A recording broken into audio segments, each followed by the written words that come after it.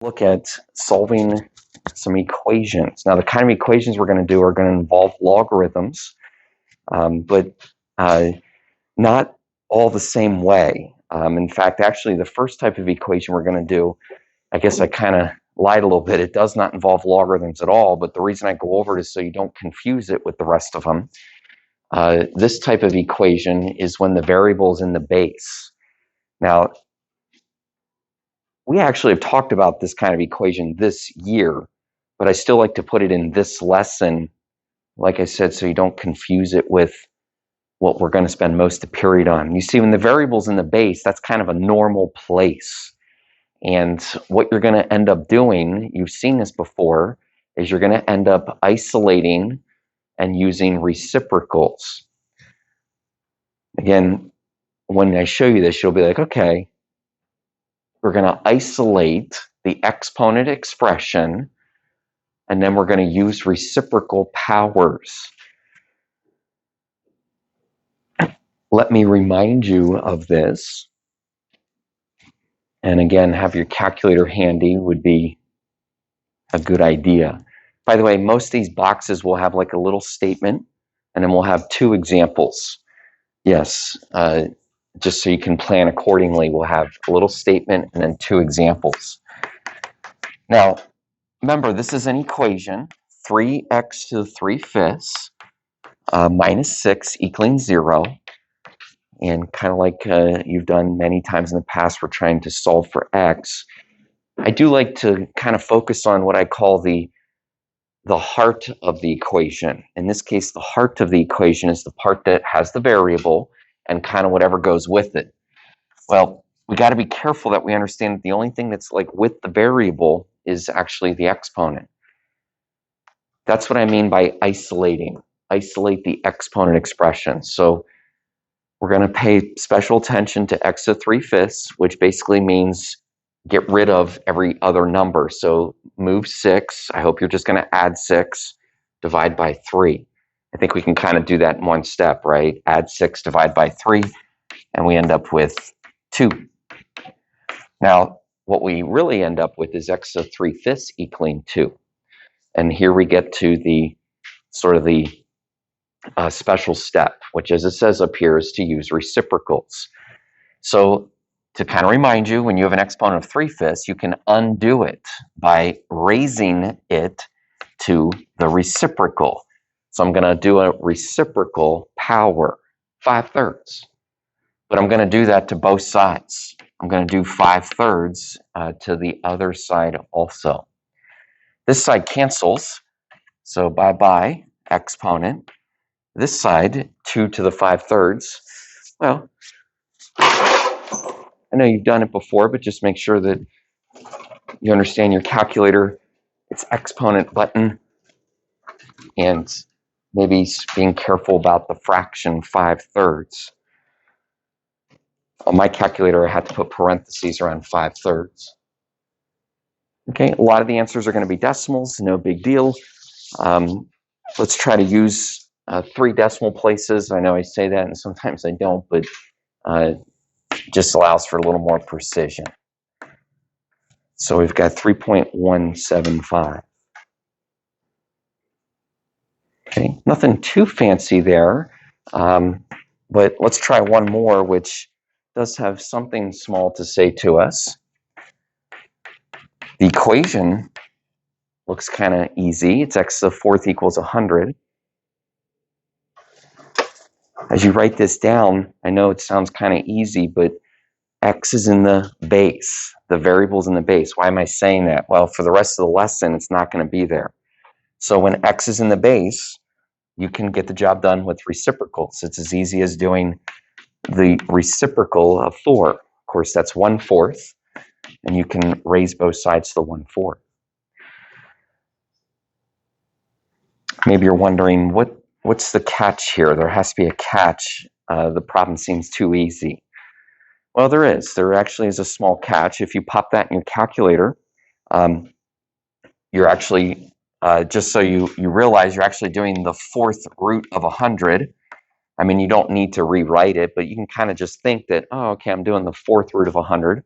I mean, it comes out to be what? 3.162, thank you. 3.162.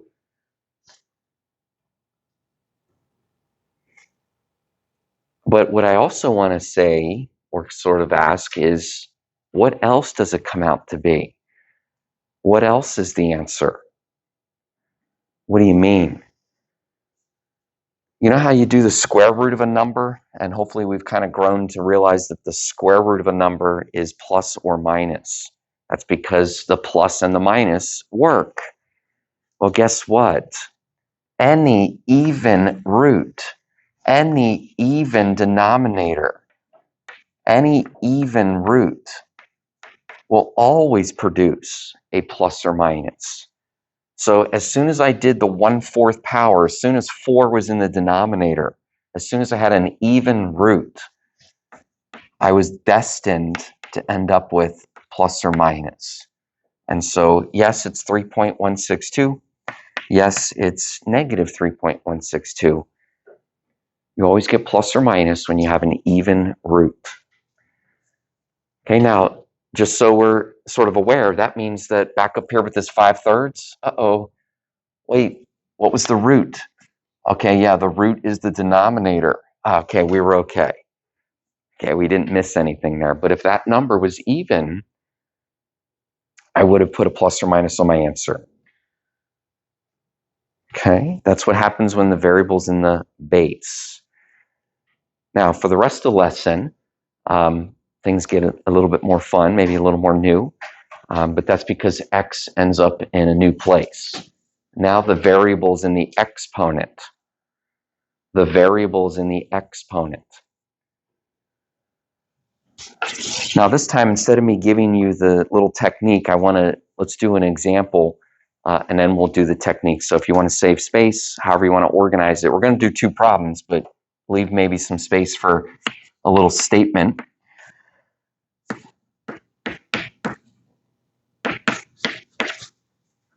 Six to the x minus 2 equals 11. We'll do some equations that are harder than this, but this will get the idea, which is very important the first time through. 6 to the x minus 2 equals 11. Just saying, I know maybe it's kind of obvious, but just saying, x is in the exponent. Okay, now when x in the exponent, we're going to need some new method. After, we still do the isolating. You know, this is kind of how algebra always works. Whatever is has the heart of the equation always needs to be isolated. So yes, you're going to add 2. I hope that's pretty basic stuff for you. Add 2, and we get 6 to the x equaling 13. Look at that x up there. I mean, have you sort of looked a little more closely? It thinks it's all sort of bombastic. It's all special. It's up in the exponent. Look at me. You can't catch me. I'm up in the exponent. It's even giving you a little nya. Well, I got news for that exponent.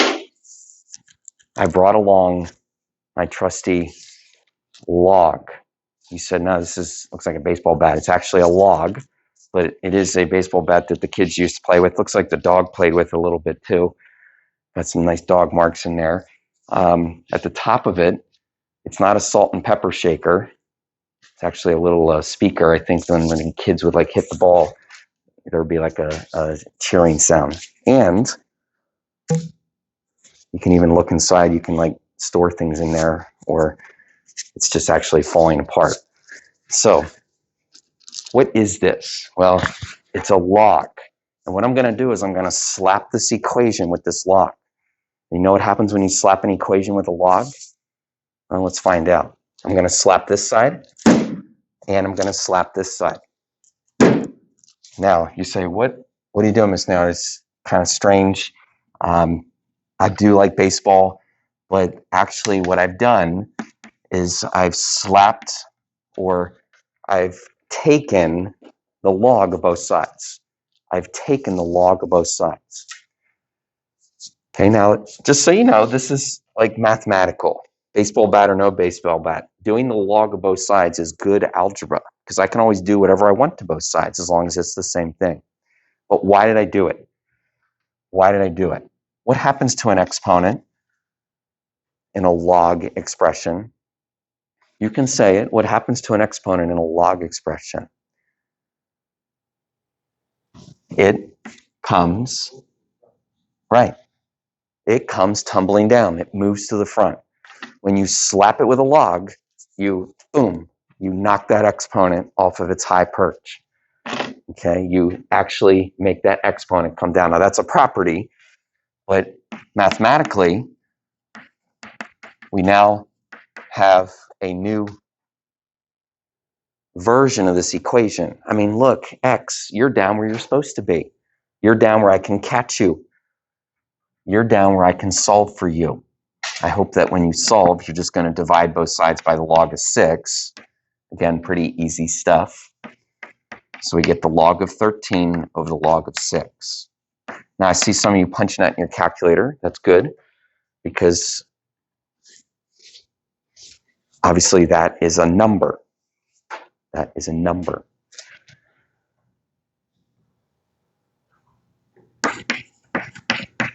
Again, I could use some help on this third decimal.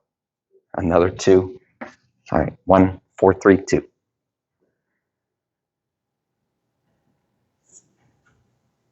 Now, what I just showed you is completely good stuff. I hope you remember the silliness that it helps you do it right. But I also kind of wonder if you notice another little connection. Let me get rid of the sort of the slap it with a log. I also kind of wonder if you notice a connection. It appeared yesterday that you guys were at a good spot. I didn't get to grade your mini check yet, but it appeared that you're at a good spot yesterday, where you guys are looking at something like 6x equals 13, and many of you were able to, well, to change it to a log. What do I mean, change it to a log? Well, 6 is the base. 6 is the base, log base 6 of 13. And, oh yeah, logs are equal to exponents, so this thing has to equal x. Now, what's the log base 6 of 13? What's the log base 6 of 13? It's the division of 2 logs, okay, which obviously comes out to be the same answer. Now, this little diagram thing here, boop, boop, boop, boop, is just to kind of show you that we get to the same place. Okay, now if you're like, so can I do it that way? Yeah. Most kids, though, like to slap it with a log, especially when the problems get harder. What I'm trying to show you is that ultimately you're going to divide anyway. You're going to divide anyway. Isolate and slap it. Or if you want to use another word, you can say take the log. Do the log. I like the word slap. It's just a little catchy. So isolate the exponent, then slap both sides with a log. And the exponent comes tumbling down.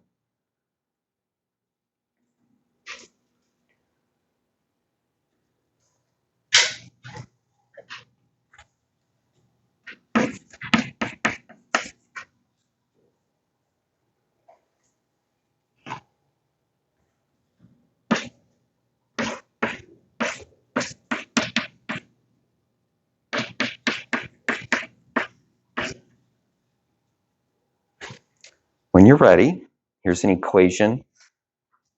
It's got a little more going on, 2, and then 9 to the x minus 4, and it equals 14.26. Why not? Okay, now this is a new kind of equation. 2, 9 to the x minus 4 equals 14.26. It's got x in the exponent. It's got other numbers dancing around.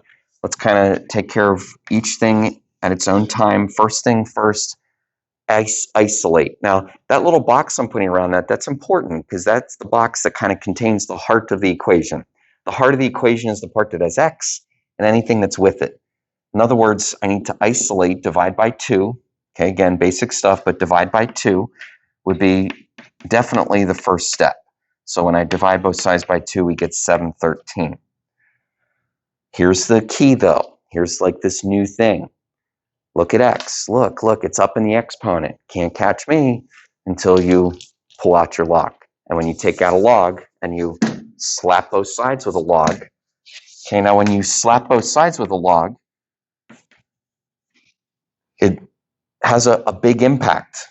It makes this exponent. Now, did you see what I did there? The exponent is all of the x minus 4. So all the x minus 4 comes tumbling down. So I have x minus 4. But you'll get familiar with this because it always works this way. I have 2 logs.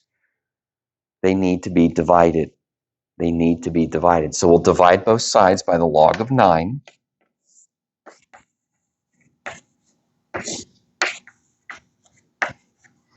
We'll divide both sides by the log of 9. Okay, now that's something you should do on your calculator. Then all you got to do is take care of the minus 4, which we can also do on the calculator. Okay, I would do the division if it was me. Do the division, take the log of 7, divide by the log of 9, and then add 4, which is pretty easy to do, but now we have our nice final answer.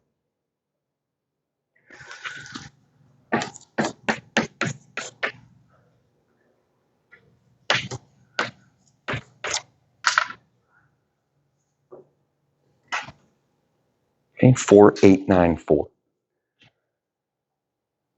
Okay, just kind of a little side note here. When x is up in the exponent, we get into some nice science applications. I know some of you guys are at different places at different years, but a lot of times upstairs in chemistry, you use this application. We will also use the application. Okay, we're not done this year, but we will do some nice applications of x in the exponent. It's a special place. It basically makes things exponential. Okay, now as a continuation of today's little lesson, I want to show you some other places where x can be. And one of those places is in a log equation.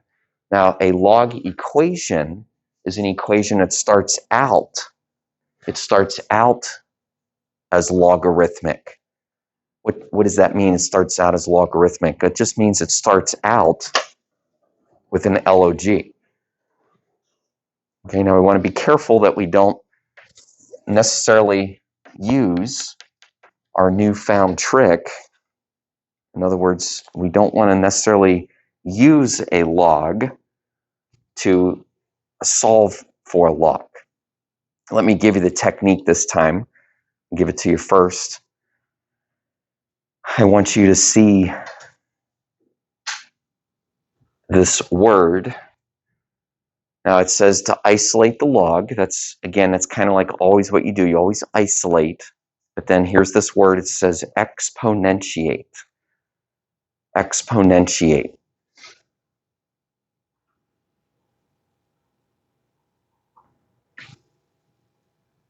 What does exponentiate mean? Okay, well, that's why in big letters we have base it.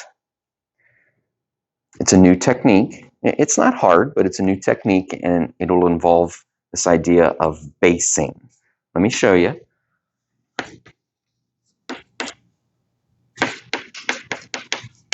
We have the log base 4 of x plus 7, and it equals 3. This will be considered a simpler equation once we're through all this, but it's a great one to start with. Log base 4 of x plus 7 equals 3. Now, I know it's kind of obvious, but when all these problems are mixed up, this is like the first thing you have to say. You have to say, oh, this is a log equation. It already has a log. Okay, so it would be kind of silly to get out the baseball bat and slap this with a log. You can't slap a log with a log and expect it to disappear. What you can do, though, is you can exponentiate. Now, to exponentiate is to use the base. It is to use the base as a base. What did I just do there? Well, if I'm going to put a base of 4 into this equation, maybe just watch my hands, it pushes everything else up as an exponent. It pushes 3 up as an exponent. It actually pushes this log up as an exponent. So I base both sides, but that means I pushed everything up. Now, I'm not going to really talk about the theory behind this, but I think it's pretty acceptable that those are going to cancel. It is true, they cancel. So we're just left with the x plus 7. It's over here that you want to make sure you completely process what's happening. We have 4 to the 3rd power. Process that, it's 4 to the 3rd power. That'd be like 4 times 4 times 4. Okay, you can do it on a calculator. Maybe you already know that that is 64. Okay, and obviously when you subtract 7, you end up with your final answer. Now, that's how you solve a log equation. You base it. It's called exponentiation. Let's do it for a problem that, I don't know if it's necessarily harder, but it's got a natural log, which still we're trying to help kids understand what the heck is a natural log.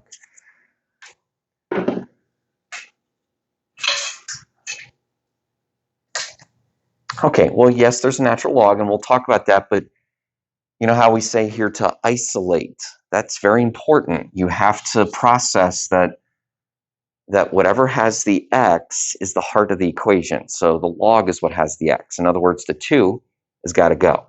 Yes, you divide both sides by 2, but that's very important that is the first thing that you do.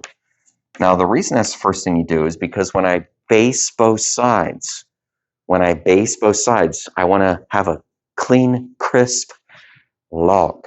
I want to have one log right here. Okay, here's the $1 million question. What base do you use? What base is on a ln? I give you a hint. It starts with a E. It starts with an E. It is the letter E. Now remember, if you're kind of like, what? There's like an assumed E on a natural log. That little E right there is the base, but of course it's never written. Listen, that's the only difference with a natural log. It's just a base E, which is a special base, which you'll see in some application. You'll see in some application why it's special. There's also a button on your calculator.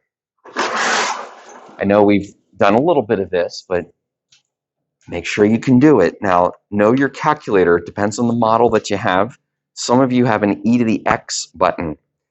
E to the x, because almost always when you see the letter E, it's got like an exponent. So it's e to the x, e to the 5th. It's probably near your natural log button. Okay, it's probably with it. Don't use the EE button. Some of you have like an EE. That stands for scientific notation. I'm not actually sure why we kind of use like EE, but lowercase e to the 5th power. I'm happy to show you on your calculator, or there's a friendly face nearby if you're having any trouble finding it. You should get 148 and some change.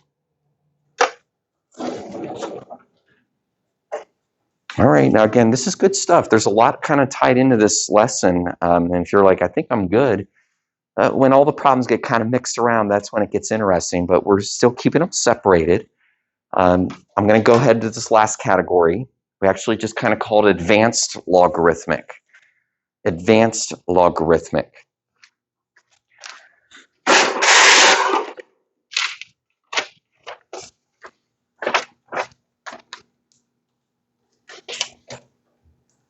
Okay, they're actually still going to be a log equation, but they get kind of their own category because you're going to have to do condensing. I really want to emphasize that there's this idea that you have to condense to a single log. What does that mean? You'll find out. It's something you've done already. You should have did it on the mini check, but again, I didn't get to grade them yet. So you're going to condense to a single log. before. That's important, that word before you base it.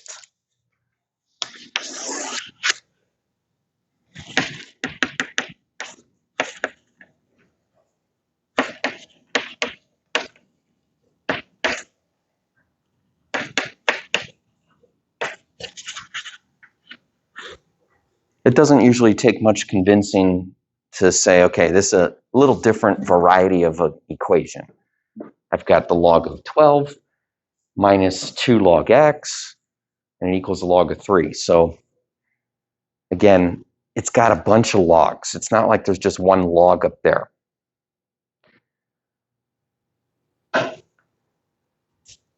That's why we condense. If you really want to know, the reason we learned condensing a few days ago is so we could handle this kind of equation. Okay, what do we mean by condensing? Well, it's taking the logs and squishing them together. It's remembering that coefficients swing back up as exponents. I'm kind of doing a few things at once here because the main thing is saying, okay, there's subtraction, so I need a fraction. Now, what I'm doing there is prepping this equation to be condensed to one log. I hope your brain is also kind of thinking this way because basically there's a positive 12. That goes in the numerator. The positive goes in the numerator. There's a subtracted. Now, remember, this 2 came up as an exponent, so it's x squared. It's x squared. That's subtracted. That goes in the denominator. Looks quite a bit different because it's condensed. There's one log on each side. Now, just by the way, that's fine. It's fine if there's one on each side because we now can base it. Now, again, it's not quite as, doesn't cost quite as much. I said $1 million question. This one's more like just $100 question. What are you going to base it with?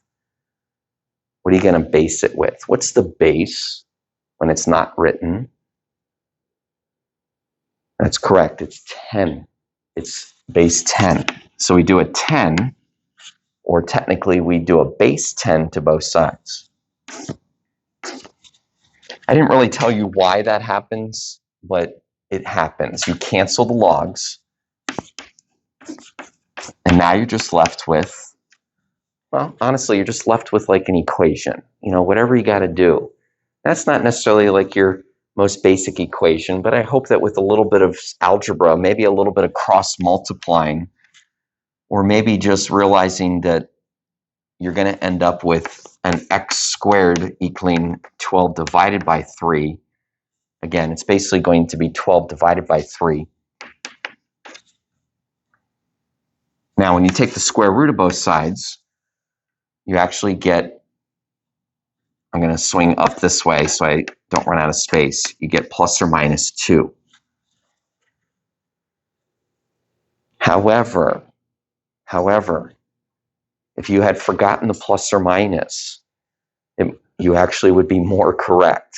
I would prefer that you remember the plus or minus so that we can talk about this negative part. You see, you can't do the log of a negative number.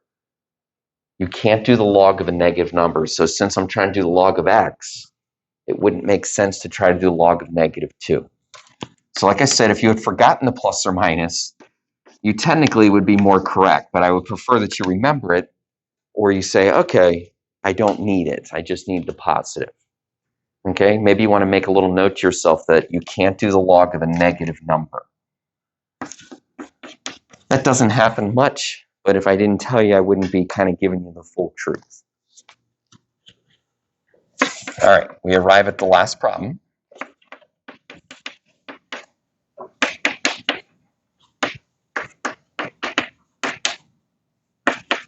I hope you're still focused and able to think about this one with me.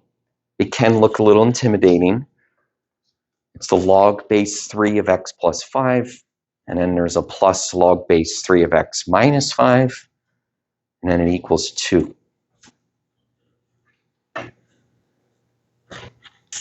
Now, I was going to say I don't know why it is, but I kind of do know why it is. Okay, because algebra can be hard, but there's a common mistake that kids make. I'm going to show you, hoping that you don't fall into that trap. That's a mistake. Okay, now why? I mean, it looks fine. It kind of feels like what we did in the last couple problems. Maybe you're just like, yeah, I can tell there's something not right there, but just kind of curious, can anybody verbalize why it's a mistake?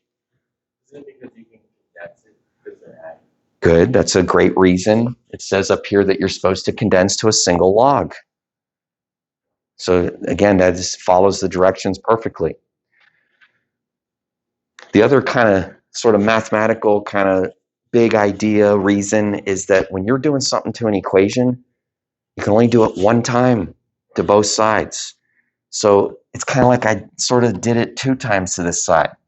You just never can do that. You can only ever do it 1 time to each side, which is why I want to condense it, because I just want to have 1 log. Okay, I want to have 1 log. All right. How do you condense with a plus sign? Ooh, how do you condense with a plus sign? You multiply. You multiply. Now, some of you would just do this in your head. Some of you, it would be helpful to write it down.